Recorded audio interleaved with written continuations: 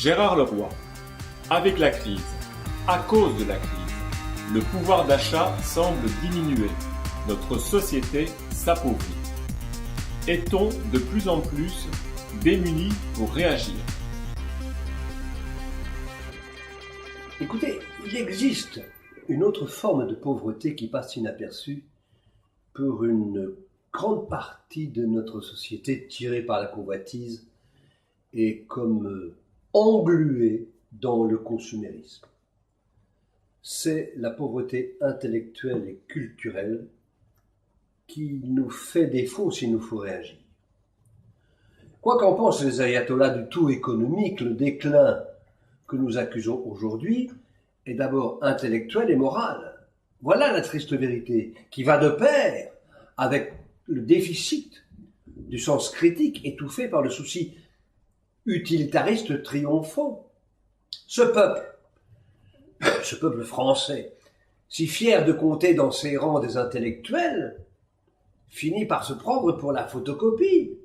Il s'éblouit des frasques de l'intelligentsia, paravent de la routine mandarinale et de l'ignorance hautaine et ethnocentrique du monde extérieur. À mesure que les valeurs traditionnelles, culturelles, spirituelles, morales ont été déconstruites, nous avons été ramollis, anesthésiés même par la convoitise au profit de la culture du confort et de l'avoir, un avoir souvent au service du paraître. Et là je pense à la rivalité mimétique de René Girard. La paresse intellectuelle et l'indigence culturelle s'installent douillettement et favorisent alors l'avènement d'un monde métamorphosé en supermarché. Le pauvre est donc aussi celui qui manque de ses valeurs et ne dispose plus que de l'illusion générée par les appâts clinquants des grands magasins. Le malheur ajouté est que c'est parmi ces pauvres de l'esprit que surgissent les tribuns qui admonestent, stigmatisent les indigents en les affublant de tous les vices.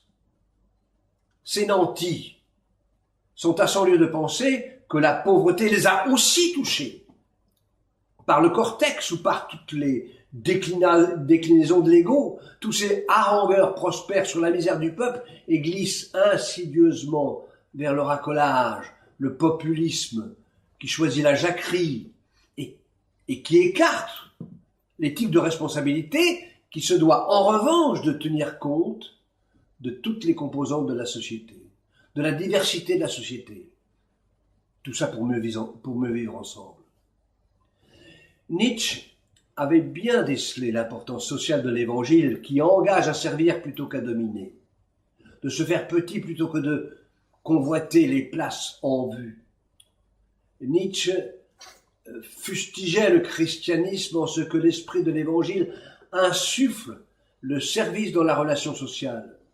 Et Jésus, en effet, a fait du service un des piliers de son enseignement. Il affirme lui-même qu'il est venu pour servir et non pour être servi. Comprenez-vous ce que je vous ai fait, dit Jésus. Vous m'appelez maître et seigneur, et vous dites bien d'ailleurs, car je le suis. Si donc je vous ai lavé les pieds, moi le Seigneur et le maître, comme vous m'appelez, vous aussi vous devez vous laver les pieds les uns aux autres. Car c'est un exemple que je vous ai donné, pour que vous fassiez, vous aussi, comme moi, j'ai fait pour vous.